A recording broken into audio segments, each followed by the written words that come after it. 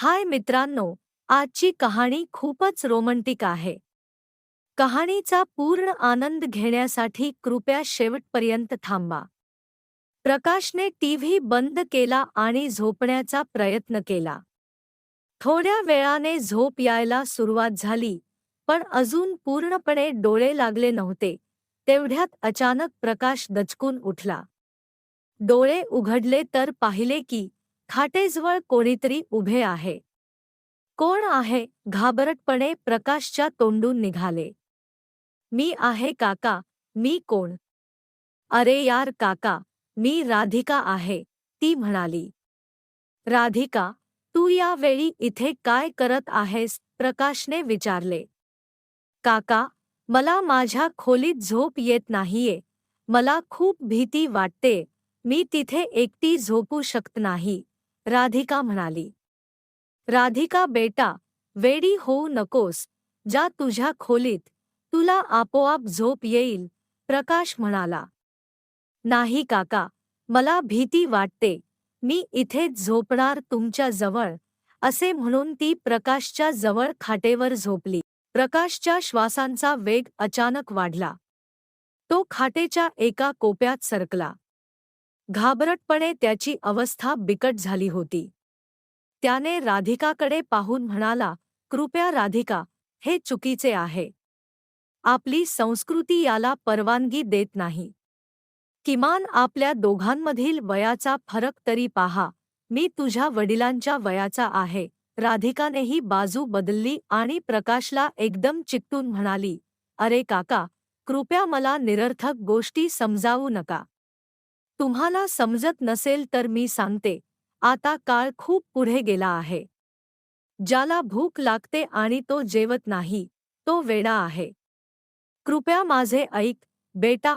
उद्या तुझ्या वडिलांना कळले तर ते माझ्याबद्दल काय विचार करतील? प्रकाश म्हणाला. अरे काका, कृपया घाबरू नका.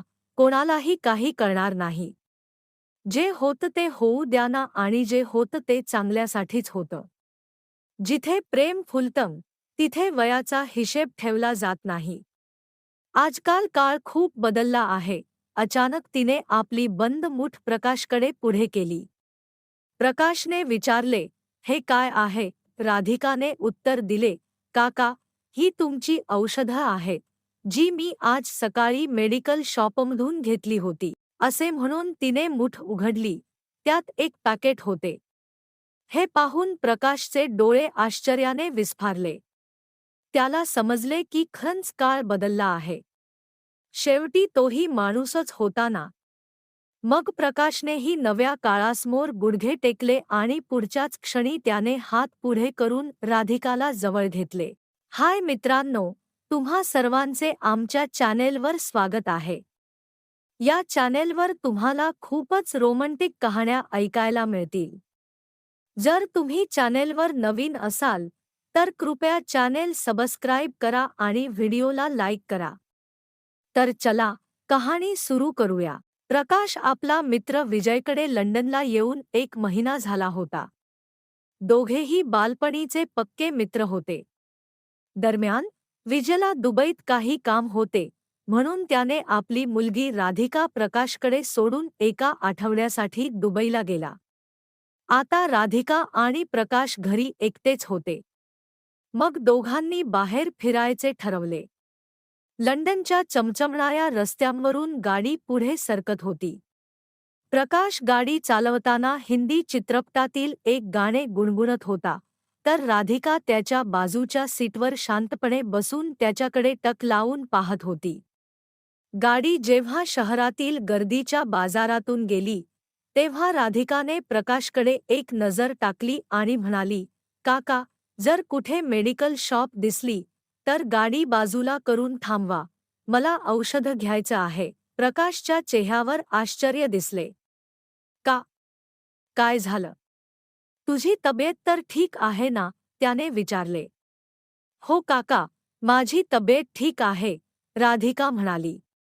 मग औषध कशासाठी? प्रकाशने पुन्हा विचारले. तुमच्यासाठी, काका, राधिका म्हणाली. माझ्यासाठी? मला काय झालं? मी तर एकदम ठणठणीत आहे, प्रकाश म्हणाला. अरे काका, तुम्ही खूपच भोळे आहात. तुम्हाला समजणार नाही. आता तुमचे डोक्यातले घोडे दौडवणे बंद करा. मेडिकल शॉप दिसली की गाडी थांबवा, मी एका मिनिटात परत येते, राधिका म्हणाली. प्रकाशला काहीच समजले नाही, पण तो गप्प बसला. त्याच्या नजरा बाजाराच्या दोन्ही बाजूंना भटकू लागल्या. थोड्या वेळाने एक मेडिकल शॉप दिसली, तेव्हा त्याने गाडी बाजूला घेतली आणि थांबवली. जा, लवकर औषधं घेऊन ये, तो म्हणाला. राधिकाने पटकन दार उघडले आणि मेडिकल शॉपवर गेली. प्रकाश गाडीत बसून तिला पाहत राहिला. तिने कोणते औषध घेतले हे त्याला समजले नाही. राधिकाने औषध पर्समध्ये टाकले आणि पैसे देऊन परत गाडीत बसली.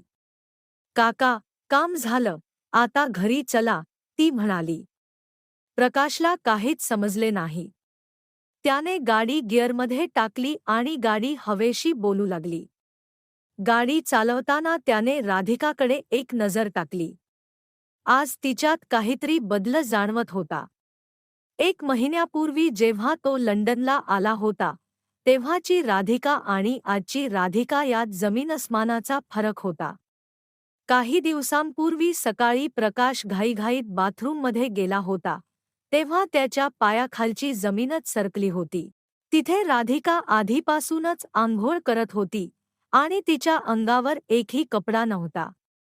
प्रकाश ताबडतोब बाहेर आला. राधिकाची पाठ दाराकडे होती, कदाचित तिला प्रकाश दिसला नव्हता. प्रकाशचे श्वास खूप जोरात चालू झाले होते. तो सोफ्यावर कोसळला आणि विचार करू लागला की चांगलं झालं की राधिकाला काही कळलं नाही.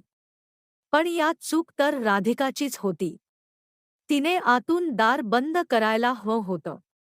त्या घटनेला 24 तासांपेक्षा जास्त वेळ झाला होता, पण प्रकाशच्या डोळ्यांसमोर बाथरूममधलं ते दृश्य सतत घुमत होतं. राधिकाच्या त्या रूपाने त्याला हादरवून टाकलं होतं. त्याला स्वतःपेक्षा जास्त राग राधिकावर येत होता. तिने दार का बंद केलं नाही? ही निष्काळजी होती की मुद्दाम केलेली खोडसाळपणा? नाही, ही निष्काळजी असू शकत नाही. हे सर्व राधिकाने मुद्दाम केलं होतं.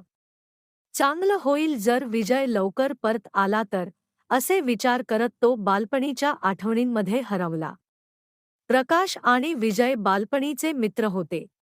दोघांचे घर जवळजवळ होते. एकत्र खेळत-कुदत त्यांचं बालपण गेलं होतं. एकाच शाळेत शिक्षण घेतलं, विद्यापीठातही एकत्र प्रवेश घेतला होता. पुढे विजयने सीएची परीक्षा पास करून चार्टर्ड अकाउंटंटचं काम सुरू केलं, तर प्रकाशने आपल्या वडिलांचं शेतीचं काम सांभाळलं. एकदा विजयसाठी चांगला स्थळ आला, तेव्हा त्याच्या वडिलांनी विजयचं लग्न पौर्णिमेशी थाटामाटात लावून दिलं. प्रकाशने लग्नात 1 महिना मेहनत घेतली होती. विजयचे सर्व सूट त्याने आपल्या आवडीने शिवले होते. बारात्यांची यादी बनवण्यापासून ते जेवणाचा मेन्यू ठरवण्यापर्यंत त्याने मदत केली होती. लोक म्हणायचे, प्रकाश आणि विजय मित्र नाहीत, तर भाऊ आहेत. काही काळाने प्रकाशचंही लग्न झालं. त्याच्या लग्नात विजय आला होता, पण पौर्णिमा आली नव्हती. प्रकाशला वाईट वाटलं होतं. त्याने विजयला खूप सुनावलं होतं. विजय त्या दिवशी काहीच बोलला नाही. प्रकाशच्या प्रत्येक गोष्टीला त्याने शांतपणे सहन केलं. गृहस्थीत बांधल्यानंतर दोघेही आपापल्या संसारात व्यस्त झाले. काही काळाने विजयच्या घरी मुलगी झाल्याची बातमी आली. प्रकाश आणि त्याची पत्नी नेहा मिठाई घेऊन गेले होते. पण काही दिवसांनी एका मित्राकडून कळलं की विजय आणि पौर्णिमा यांच्यात सतत भांडणं होतात. या भांडणांनी विजयचे वडील दुखावले गेले आणि हार्ट अटॅकने त्यांचा मृत्यू झाला. त्यानंतर विजय आणि पौर्णिमा यांचे संबंध आणखी बिघडले. प्रकाशला आपल्या मित्राच्या घरातल्या या परिस्थितीची चिंता वाटू लागली. एकदा तो नेहाला घेऊन विजयच्या घरी गेला आणि दोघांना समजावण्याचा प्रयत्न केला. विजयने त्याचं ऐकलं, पण पौर्णिमाने स्पष्टपणे सांगितलं, प्रकाशजी, तुम्ही तुमचं घर सांभाळा, आमच्या घरात हस्तक्षेप करायची गरज नाही. त्या दिवशी प्रकाश उदास मनाने घरी परतला आणि रडला. त्याच्या मित्राचं घर उद्ध्वस्त होत होतं आणि तो काहीच करू शकत नव्हता. काही काळाने विजय आणि पूर्णिमा यांचा घटस्फोट झाला. कोर्टाच्या निर्णयाने राधिका विजयकडे राहिली. विजयने प्रकाश आणि नेहाला घरी बोलावलं आणि सांगितलं की तो राधिकाला घेऊन लंडनला जात आहे. तिथे त्याला एका मल्टीनॅशनल कंपनीत नोकरी मिळाली होती. त्याने प्रकाशला घराची किल्ली देत सांगितलं, घर भाड्याने द्या किंवा जसं वाटेल तसं करा, फक्त वेळोवेळी साफसफाई करून घ्या. तेव्हा राधिका फक्त 7 ते 8 वर्षांची होती. वेळ निघत गेली.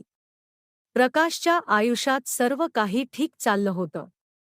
पण एकदा नेहाने पोटात दुखत असल्याचं सांगितलं. डॉक्टरांनी तपासणी केली आणि कळलं की तिला कर्करोग झाला आहे, तोही शेवटच्या टप्प्यात. नेहा कधीच ब्री झाली नाही आणि प्रकाशला एकटं सोडून गेली. आईवडिलांचं आधीच निधन झालं होतं. प्रकाश एकटाच पडला. कधीतरी त्याची भेट पौर्णिमाशी व्हायची, ती आपल्या कृत्यांवर पश्चात्ताप करायची. असेच 10 वर्षे निघून गेले. एकदा विजयने व्हिसा आणि विमानाचं तिकीट पाठवून प्रकाशला लंडनला बोलावलं. प्रकाश 1 महिन्यापूर्वी लंडनला आला. विजय स्वतः गाडी घेऊन विमानतळावर आला होता. वर्षांनंतर भेटल्यावर दोघांच्याही डोळ्यात अश्रू आले. घरी पोहोचल्यावर राधिकाला पाहून प्रकाश थक्क झाला. 10 वर्षांपूर्वीची राधिका आणि आजची राधिका यात खूप फरक होता. ती आता पौर्णिमासारखी दिसत होती. विजय आणि राधिकासोबत राहून प्रकाशच्या जगण्याची इच्छा जागी झाली होती. 2 दिवसांपूर्वी विजयला दुबईला जावं लागलं. जाताना त्याने प्रकाशला सांगितलं, मी आठवड्याने परत येईन, तोपर्यंत राधिकासोबत राहा. तिला तुझी काळजी घ्यायला सांगितलं आहे. अचानक विचारातून बाहेर पडताच प्रकाशने पाहिलं की बंगला आला आहे. त्याने गाडी पार्किंगमध्ये लावली. दोघे दारापाशी पोहोचले तर दार उघडं होतं. राधिकाने आश्चर्याने म्हणाला, मी जाताना कुलूप लावलं होतं, हे दार कोणी उघडलं? दोघे आत गेले तर सर्व सामान अस्तव्यस्त पडलं होतं. चोरांनी हात साफ केला वाटतं. राधिका म्हणाली, मी पोलिसांना फोन करते. पोलिसांनी तपास करून लूटपाटची नोंद केली आणि निघून गेले. राधिकाने प्रकाशकडे पाहून म्हणाला, काका, असं उदास का बसलात? इथे हे सामान्य आहे. आपण घरी नव्हतो हे बरं झालं, नाहीतर चोरांनी आपल्याला मारलं असतं. मी बाबांना फोन करते, तुम्ही चहा बनवा. प्रकाश राधिकाच्या बेफिकिरीवर थक्क झाला. तो चहा बनवायला गेला. राधिकाने विजयला लूटपाटची माहिती दिली आणि सांगितलं की दोघेही सुरक्षित आहेत. रात्री दोघांनी मिळून जेवण बनवलं आणि शांतपणे जेवले. जेवणानंतर प्रकाश आपल्या खोलीत आला आणि खाटेवर झोपला. त्याला झोप येत नव्हती. त्याने टीव्ही सुरू केला आणि चॅनेल बदलू लागला. एका चॅनेलवर संत कथा सांगत होते. तो विचार करू लागला की आज कथेचा आनंद घ्यावा. इतक्यात राधिका दुधाचा ग्लास घेऊन आली. प्रकाशला कथा ऐकताना पाहून ती थक्क झाली. वाह काका, तुम्हाला कथांचा शौक आहे, ती म्हणाली. प्रकाश हसला आणि म्हणाला, सर्वजण आपल्या रोजीरोटीसाठी धावत आहेत. भारतात आजकाल कथाकारांची भरमार आहे. धर्माच्या नावावर लुटणारे आणि लुटणारे दोन्ही कमी नाहीत. मी कधी कधी विचार करतो, सर्व सोडून कथाकार व्हावं. पैसा, प्रसिद्धी आणि सुंदर चेहऱ्यांच्या हसीनांचे दर्शनही मिळेल. राधिका म्हणाली, अरे काका, हसीनांना पाहणं तुम्हाला जमच कुठे? साधू बनून माळ फिरवायची असेल तर दुसरी गोष्ट. प्रकाश थक्क झाला. त्याला समजलं की राधिका आज रोमँटिक मूडमध्ये आहे. ठीक आहे, तू जा, रात्र झाली आहे, मला झोपायचं आहे, तो म्हणाला. राधिका आपल्या खोलीत गेली. तिच्या चेहऱ्यावर गोड हास्य होतं. प्रकाशने दुधाकडे पाहिलं, पण प्यायची इच्छा झाली नाही. तो टीव्ही बंद करून झोपला. थोड्या वेळाने झोप यायला सुरुवात झाली, पण अचानक तो दचकून उठला. खाटेजवळ कोणीतरी उभं होतं. कोण आहे? त्याच्या तोंडून निघालं. मी आहे काका, मी राधिका, ती म्हणाली. यावेळी इथे काय करतेयस? प्रकाशने विचारलं. काका, मला झोप येत नाही, मला खूप भीती वाटते, मी एकटी झोपू शकत नाही, राधिका म्हणाली. राधिका, वेडी होऊ नकोस, जा तुझ्या खोलीत, प्रकाश म्हणाला. नाही काका, मी इथेच झोपणार, असं म्हणून ती त्याच्या जवळ झोपली. प्रकाशचा श्वास वाढला. तो खाटेच्या कोपऱ्यात सरकला. राधिका, हे चुकीचं आहे. आपली संस्कृती याला परवानगी देत नाही. मी तुझ्या वडिलांच्या वयाचा आहे, तो म्हणाला. राधिका त्याला चिकटून म्हणाली, काका, मला निरर्थक गोष्टी समजावू नका. आता काळ बदलला आहे. ज्याला भूक लागते आणि तो जेवत नाही, तो वेडा आहे. बेटा, उद्या तुझ्या वडिलांना कळलं तर, प्रकाश म्हणाला. काका, कोणालाही कळणार नाही. जे होतं ते चांगल्यासाठीच होतं. प्रेमात वय पाहिलं जात नाही, राधिका म्हणाली. तिने बंद मूठ पुढे केली. हे काय आहे? प्रकाशने विचारलं. तुमची औषधं, जी मी सकाळी घेतली होती, राधिका म्हणाली. तिने मूठ उघडली, त्यात पॅकेट होतं. प्रकाश थक्क झाला. त्याला समजलं की काळ बदलला आहे.